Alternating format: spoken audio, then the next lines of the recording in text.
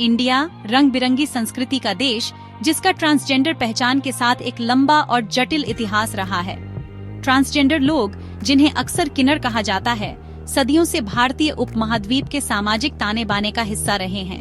उनकी उपस्थिति प्राचीन ग्रंथों, पौराणिक कथाओं और सामाजिक संरचनाओं में बुनी गई है, जो दुनिया के अन्य हिस्सों में शायद ही कभी देखे जाने वाले अनोखे स्वीकृति को दर्शाती है। हाशिए पर रहने और भेदभाव के दौर का सामना करने के बावजूद भारत में ट्रांसजेंडर समुदाय अपनी परंपराओं को थामे हुए और मान्यता के लिए लड़ रहा है। उनकी कहानी तेजी से बदलते समाज में लचीलापन, अनुकूलन और समानता और स्वीकृति के लिए एक स्थायी संघर्ष की है। भारत में ट्रांसजेंडर लोगों का इतिहास प्राचीन काल से चला आ रहा है।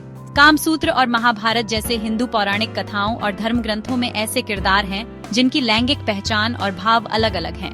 ये प्राचीन ग्रंथ अक्सर ट्रांसजेंडर व्यक्तियों को अनोखी शक्तियों के रूप में चित्रित करते हैं और समाज में महत्वपूर्ण भूमिका निभाते हैं।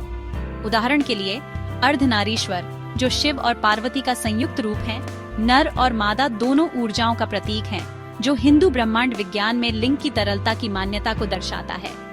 ये प्राचीन संदर्भ प्रारंभिक भारतीय समाज के भीतर ट्रांसजेंडर व्यक्तियों की स्वीकृति और एकीकरण के एक ऐसे स्तर का सुझाव देते हैं जो बाद की शताब्दियों में उनके साथ किए गए व्यवहार के बिल्कुल विपरीत है।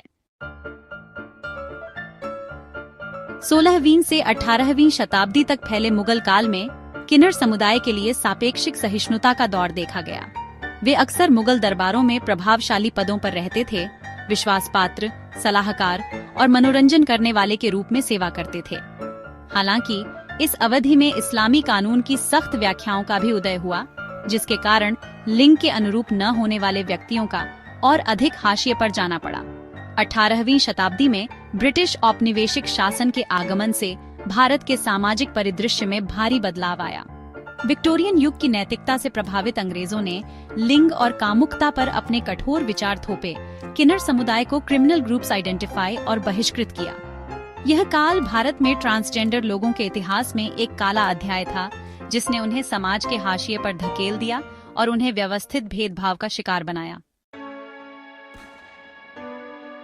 आजादी के बाद भारत ने ट्रांसजेंडर व्यक्तियों के अधिकारों को मान्यता देने की दिशा में धीमी और क्रमिक बदलाव देखा।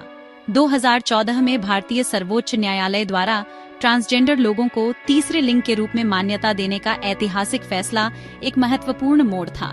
इस कानूनी मान्यता ने आगे की प्रगति का मार्ग प्रशस्त किया, जिसमें 2019 का ट्रांसजेंडर व्यक्ति अधिकारों का संरक्षण अधिनियम भी शामिल है, जो भेदभाव को प्रतिबंधित करता है और ट्रांसजेंडर लोगों के लिए समान अधिकार और अवसरों की गारंटी देता है।